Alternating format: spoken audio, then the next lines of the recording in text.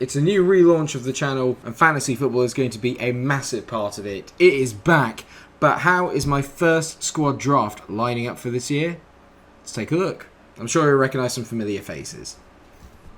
That's right, viewers, it's a brand new camera angle. It's obviously a bit dark, as you can tell, so I'm trying to sort out the lighting. But more importantly, it is that time of year. Fantasy football is back. And of course, we get unlimited free transfers before we start off the season.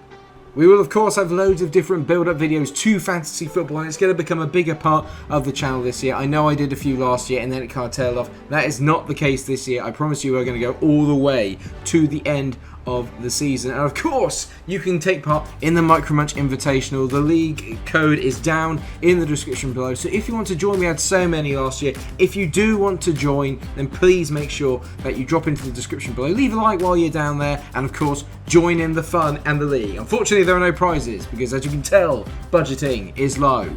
You can even see the window in this picture. It's good. Times are hard.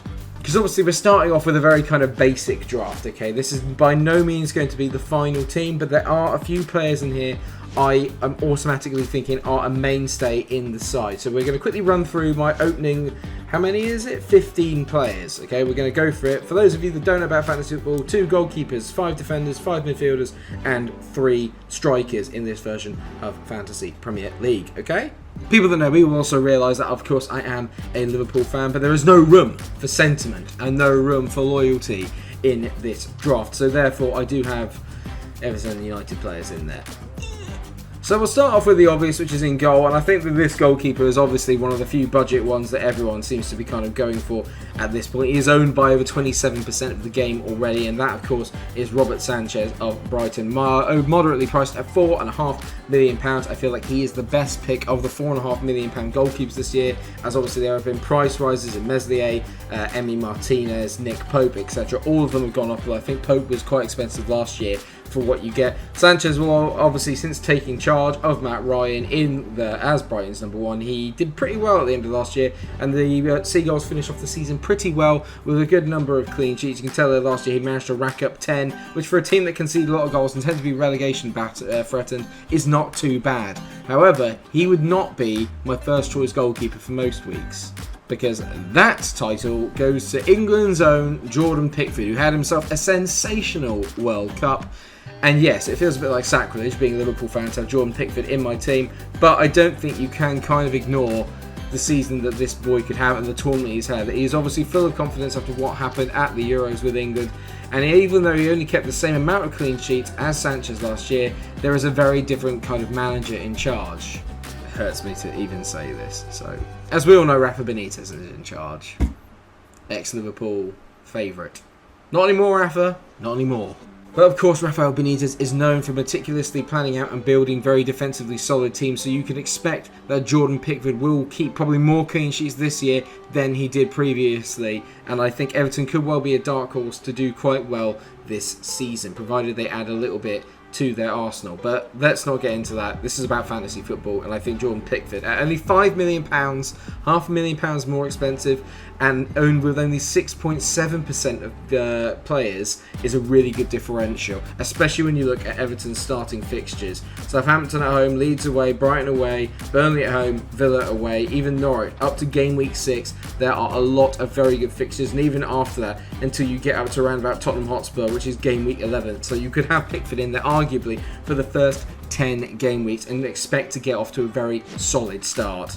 Obviously, we'll continue along the Everton theme, and there is no better player in my mind as a good steal for money this year in defence than Luca Digne. My only price at £5.5 million, but he takes all the set pieces. Got 9 assists last year, 9 clean sheets. Obviously, very well known for a very good delivery. He can kind of bomb on a little bit from left back. He's got so much ability to actually have really good game weeks that it's kind of hard not to have him in your team in case you miss out from everybody else.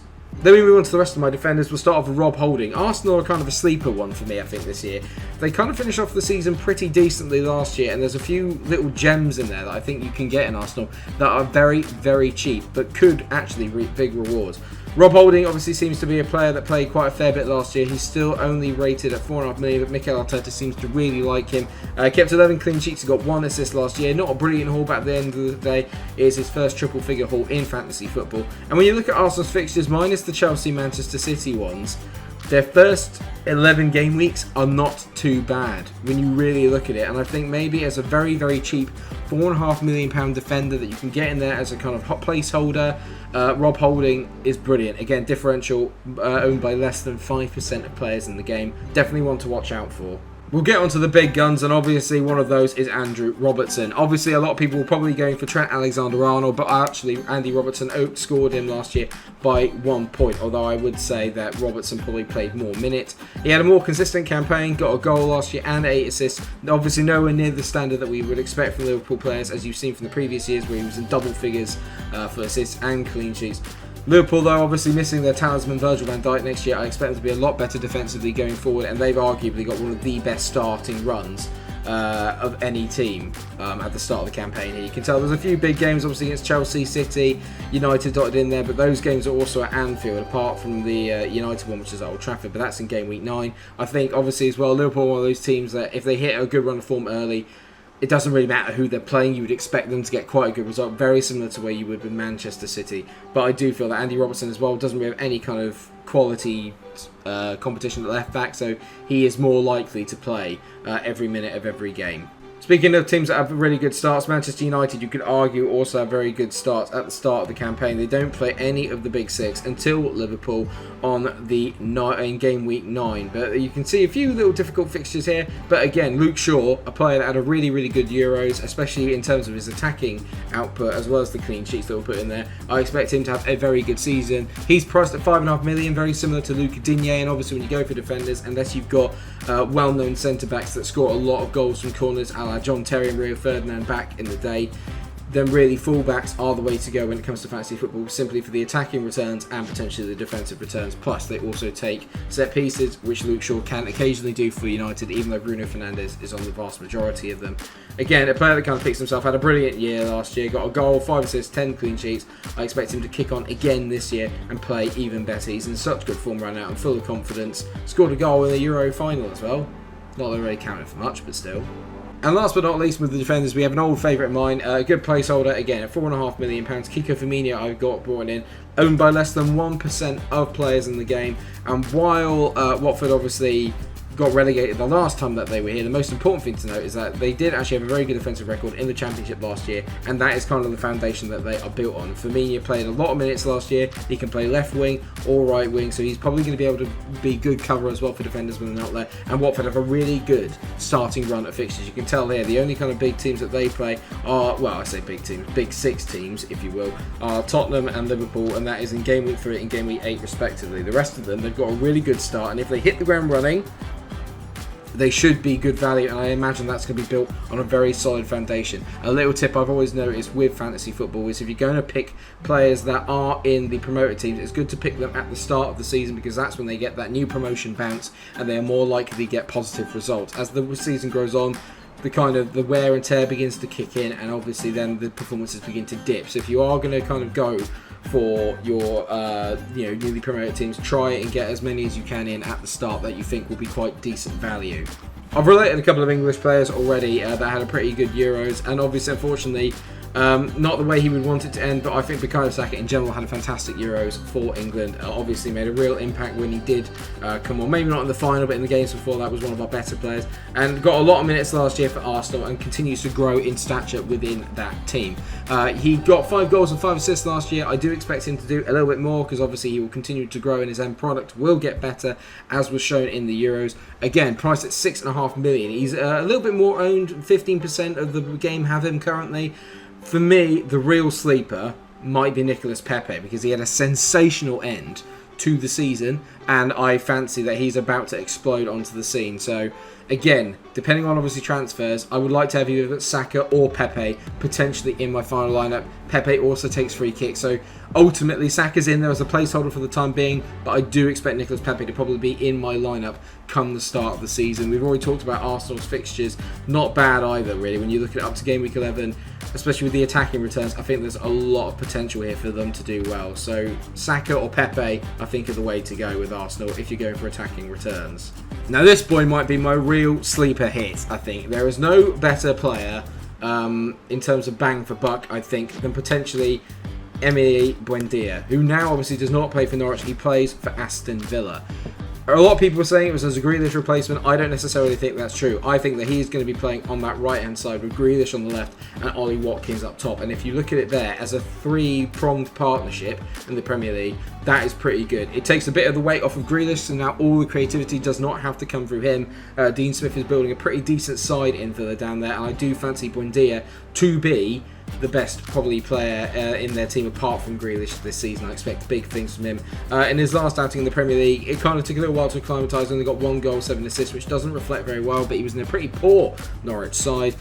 Last year in the Championship, though, absolutely blew them away completely. He was the most creative player in the league. I think he created the most big chances and also had the most assists out of any player in the division. So obviously, at £6.5 million, he is one I think you should get. Again, owned by just over 10% of players in the game. Maybe a potential differential, but I expect this guy to pick up when Villa have a good start to the season. Because if you look here, apart from one little run from game weeks 4 to 7, Villa have got a very, very good start on paper to the season. Even if you bring him in for 3 games at the start and then obviously take him out for the 4, it doesn't matter. I don't think you're going to take way too much of a hit because a lot of people will be put off by the 4 difficulty games that they've got coming up for this. So what you find is that his price may not actually go up that radically because people are going to be there. So I think you're actually in good business if you get Buendia in. He is my little tip for this year. I think he's going to be absolutely brilliant for Villa. I've just got this funny feeling he's going to do bits.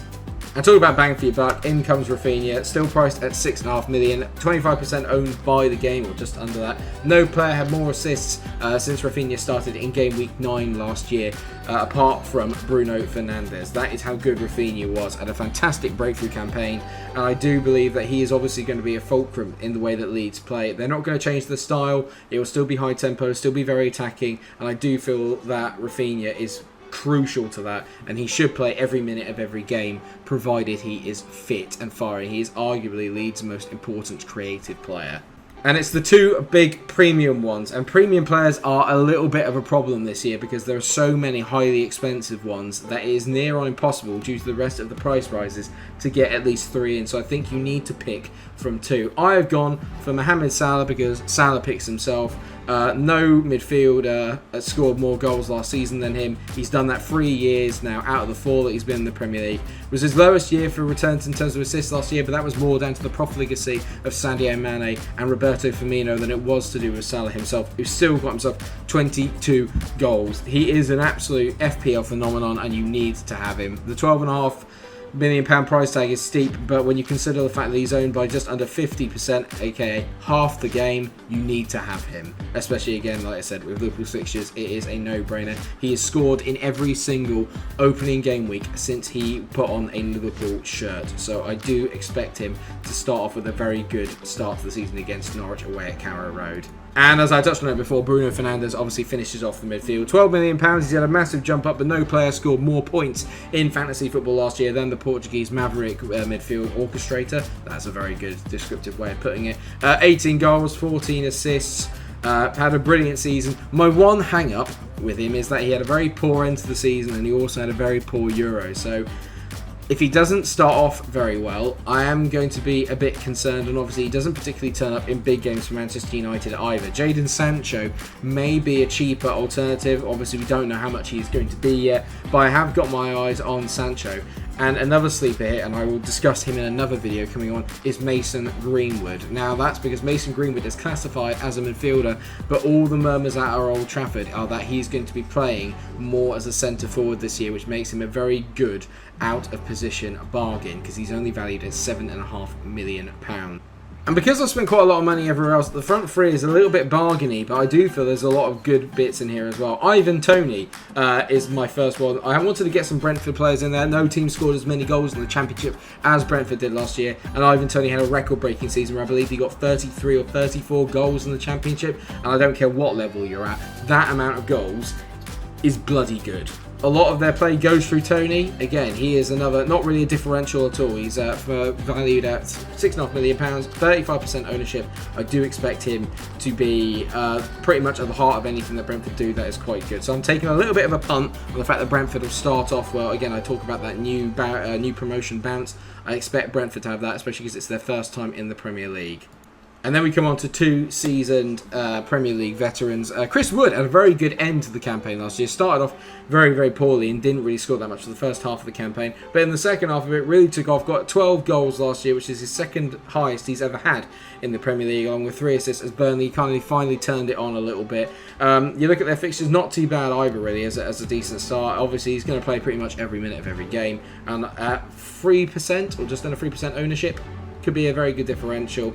But the big one for me, I think, who could be very good, is that of Danny Welbeck. Now, Danny Welbeck obviously joined Brighton a little bit later in the January of last season, but he had a massive impact where he got 6 goals and 4 assists in not that many games. Obviously, the problem with Danny is that he's very inconsistent in his finishing, but he's also very injury prone. But at £6 million, it's not too bad. Like I said, this is not going to be my final draft. I'm pretty sure these won't be my front three going forward, but I'm interested to see what you guys think and what are you guys doing in terms of yours. Are you going to stack up in the midfield? Are you going to go on a big premium striker? For me, there's not that much in the way of good premium strikers around. I look at Chelsea, I'm not interested in Werner, I'm not interested in Jesus at Man City, Firmino doesn't interest me. United, you can't tell if it's going to be Cavani, Martial or Greenwood, maybe even Rashford you could throw into that.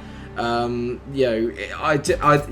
not really 100% sold on anybody. Only Kane at Spurs interests me, and obviously they're a completely unknown quantity at the moment because Nuno's in charge, but you just don't know what you're going to get with Spurs at the moment. There's a lot of turmoil going on at the club. I'm not particularly that interested in them as a force, which is why I haven't had any Spurs players in there. Aubameyang at Arsenal could be quite tempting, but considering he was a little bit out of form last year, and I feel you can get better bang for your buck with Pepe and Saka, I'm not really interested in that. So I think you can afford to go a little bit cheaper this year with your strikers, and it's really in the defence and in the midfield where you want to sort of stack up and get the majority of your points. There's much better value in those positions, I think, than there is up front.